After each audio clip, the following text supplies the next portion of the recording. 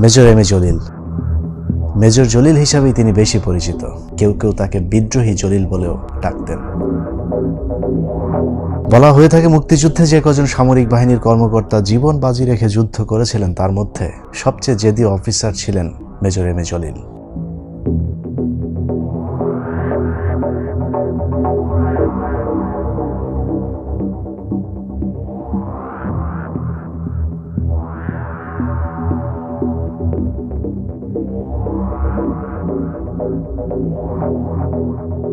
মুক্তিযুদ্ধ চলাকালীন পাকিস্তানি বাহিনীর কাছে যেমন আতঙ্কের কারণ হয়ে উঠেছিলেন, ঠিক একইভাবে যুদ্ধ পরবর্তী লুটপাটকারী ভারতীয় বাহিনীর জন্যও মাথা ব্যথার কারণ হয়ে দাঁড়িয়েছিলেন এম এ জলিল।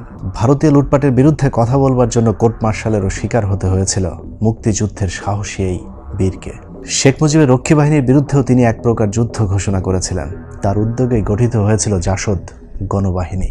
জাসদকে মানুষের কাছে গ্রহণযোগ্য করে তুলতে বেশি দিন সময় লাগেনি তার। 1972 সালের ডিসেম্বরে জাসদ গঠনের পর মাত্র কয়েক মাসের ব্যবধানে 1973 সালে নির্বাচনে দুর্নীতিবাজ শেখ মুজিবের বুকে কাঁপন ধরিয়ে দিয়েছিলেন মেজর জলিল। সেই নির্বাচনে অবশেষে হেলিকপ্টারে করে ভোট ডাকাতির মাধ্যমে জাসদের বিরুদ্ধে জিততে হয়েছিল শেখ মুজিবের আওয়ামী লীগকে।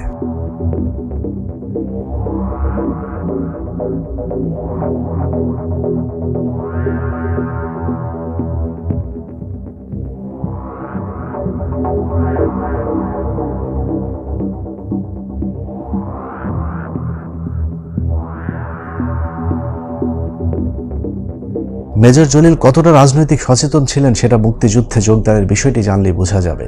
26শে মার্চ জিয়াউর রহমানের মুক্তিযুদ্ধের ঘোষণা দেওয়ার আগেই 1971 সালের 10ই ফেব্রুয়ারি মেজর জলিল তার অসুস্থ মাকে দেখতে পশ্চিম পাকিস্তান থেকে তার নিজের বাড়ি পূর্ব পাকিস্তানে এসেছিলেন।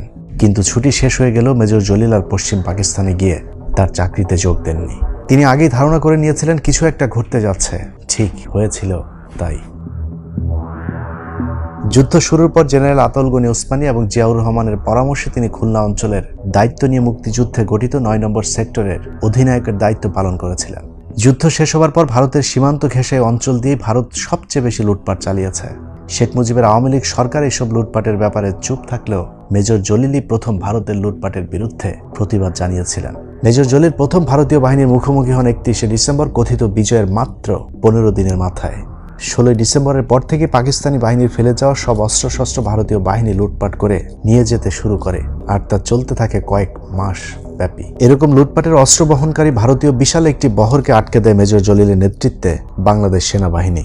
সেই ঘটনাকে কেন্দ্র করে মেজর জলিলকে আটকে রাখা হয় যশোর ক্যান্টনমেন্টের একটি পরিত্যক্ত ভবনে। এটাই ছিল বাংলাদেশের প্রথম মুক্তিযোদ্ধা নির্যাতন এবং রাজবন্দির ঘটনা। শেখ মুজিবের নির্দেশে তাকে পরে কোর্ট মার্শালও দেওয়া হয়। ভারতকে লুটপাটে বাধা দেওয়ার অপরাধে 5 মাস 6 দিন বন্দী রাখার পর শেখ মুজিব তাকে মুক্তি দেয়। জেল থেকে বেরিয়েই মেজর জলিলের উপলব্ধি হয় বাংলাদেশকে ভারতের হাত থেকে বাঁচাতে হলে মুজিব সরকারকে আগে সরাতে হবে। যে কারণে তিনি নতুন একটি রাজনৈতিক দল গঠনের প্রয়োজনীয়তা অনুভব করেন, যার ফলশ্রুতিতে পরবর্তীতে তিনি জাসদ নামে নতুন একটি রাজনৈতিক সংগঠন গড়ে তোলেন। বামপন্থী দল জাসদের নেতৃত্বে থাকলেও মেজর জলিল ছিলেন ধর্মভীরু মানুষ। যে কারণে জাসদের নেতৃত্ব যখন ধর্মনিরপেক্ষতার নামে ধর্মহীনতার দিকে ধাবিত হচ্ছিলেন, তখনই তিনি জাসদের নেতৃত্ব থেকে পদত্যাগ করেন। তবে জাসদ থেকে পদত্যাগ করলেও তিনি এরশাদ বিরোধী আন্দোলন থেকে শুরু করে জীবনের শেষ দিন পর্যন্ত বাঙালির অধিকার আদায়ে কাজ করে গেছেন। তার জীবনের ব্যক্তিগত অভিজ্ঞতা থেকে তিনি বেশ কিছু বইও লিখে গেছেন। তার মধ্যে অন্যতম অরক্ষিত স্বাধীনতাই পরাধীনতা বইটি, যার প্রথমাংশ নিয়ে আজকে আলোচনা করা হবে। এই বইটিতে মূলত তিনি মুক্তিযুদ্ধে অংশগ্রহণ করা এবং বাংলাদেশ স্বাধীনতার ব্যাপারে নিজের অনুশোচনা প্রকাশ করেছেন। বইয়ের মূল আলোচনার বিষয় হলো যারা পাকিস্তান আলাদা হোক এটা চায়নি, তারাই আসলে সঠিক ছিল। কথিত মুক্তিযুদ্ধ, গণহত্যা, ধর্ষণ, যুদ্ধে অংশগ্রহণ না করেও আওয়ামী লীগের ক্ষমতায় বসা মেজর জলিলের মন্তব্য অনুযায়ী এই সবই ছিল ভারতের কারসাজি। অরক্ষিত স্বাধীনতায় পরাধীনতা বইটির প্রথম অধ্যায়ে বলা হয়েছে, অনেকেই বলাবলি করত 1970-এর নির্বাচনে শেখ মুজিবের পক্ষে ভোট দেওয়ার জন্য সীমান্ত পেরিয়ে অনেক হিন্দুরা ভোট দিতে পূর্ব পাকিস্তানে এসেছিল। মেজর জলিল এসব প্রশ্নের উত্তর চেয়ে বলেছেন, তাহলে কি এতদিন যা শুনেছি এর সবই সত্যি ছিল? আওয়ামী লীগের সাথে কি তাহলে ভারতের যোগাযোগ আগে থেকেই ছিল? তা না হলে ভারত পাকিস্তানের চিরশত্রু দেশ হবার পরেও 25শে মার্চ ভয়াল সেই রাতে হিংস্র ছোবলের সাথে সাথে পূর্ব পাকিস্তানের আওয়ামী লীগ নেতারা কিভাবে ভারতের মাটিতে আশ্রয় নিতে পারল?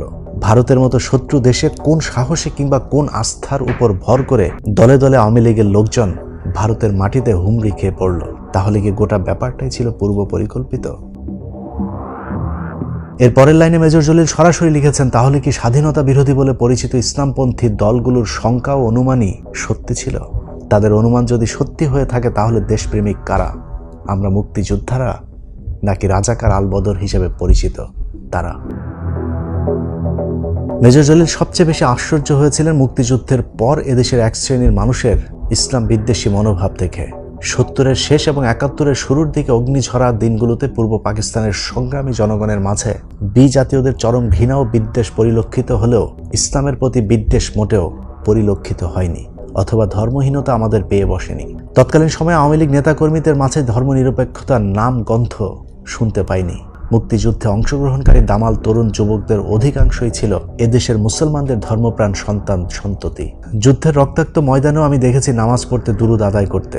তারপরেও মুক্তিযুদ্ধ শেষ হবার পর ইসলামের প্রতি কটূক্তি দেখে তিনি লিখেছেন, আমাদের মুক্তিযুদ্ধের আগের ইসলাম আর পরের ইসলামের মাঝে হঠাৎ করে এমন কি ঘটে গেল যে ইসলামের কথা শুনলেই একটি মহল পাগলা কুকুরের মতো খিচিয়ে উঠছে। যে দেশের ৯০% মানুষ পবিত্র ইসলাম ধর্মের অনুসারী, সে দেশে করুণ উন্মাদনার মধ্য দিয়ে ধর্মের নিকুচি করা আদৌ কি যুক্তিসম্মত? এই দুঃখজনক ও লজ্জাকর ঘটনার জন্য কে বা কারা দায়ী সেটিও মেজর জলিল জানতে চেয়েছেন। তিনি আরও লিখেছেন, পূর্ব পাকিস্তানিদের গর্ভে বাংলাদেশের জন্ম হয়েছে। সেই পূর্ব পাকিস্তানের অধিবাসীদের আচার আচরণ, উৎসব, অনুষ্ঠান, সাংস্কৃতিক, ধর্মীয় এবং আধ্যাত্মিক মূল্যবোধ মুক্তিযুদ্ধের এক খোঁচায় বিলুপ্ত হওয়া কি সম্ভব? মেজর জলিলই প্রথম বুঝতে পেরেছিলেন আওয়ামী লীগের মাধ্যমে ভারত এদেশে ইসলামকে ধ্বংস করতে উঠে পড়ে লেগেছে, যে কারণে মেজর জলিল হয়ে উঠেছিলেন আওয়ামী লীগ এবং ভারতের চক্ষুশূল। Well, I disagree with Mr. Nehru more than 100% today. আজ বাংলার শিশুগুলির আর নাই। আমাদের সংগ্রাম চলবেই চলবে। Ziaur Rahman, do hereby declare independence of Bangladesh. জনগণের প্রতিনিধির কাছে ক্ষমতা হস্তান্তর করতে হবে। You mean independence? That I don't mean. Mujib ক্ষমতায় টিকে থাকার জন্য হাজার হাজার রাজনৈতিক কর্মীকে হত্যা করে। শেখ মুজিব ও তার খুনি দুর্নীতিবাজ সরকারকে উৎখাত করা হইয়াছে।